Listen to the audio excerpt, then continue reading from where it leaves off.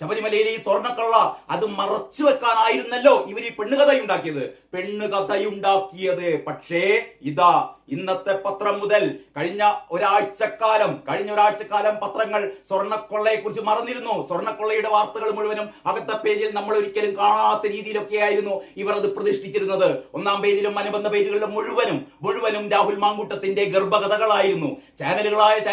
ചാനലുകൾ മുഴുവൻ ഗർഭകഥ പാടുകയായിരുന്നു, അടിപ്പാടുകയായിരുന്നു. അവർ ഉന്മാദ നൃത്തം ചെയ്യുകയായിരുന്നു. അറിയാലോ, അതൊക്കെ മാറുകയാണ്.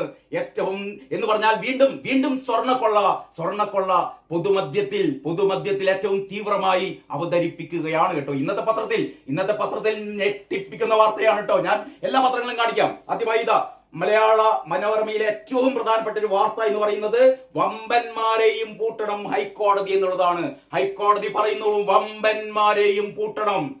അപ്പോൾ വമ്പന്മാരാരാണ്?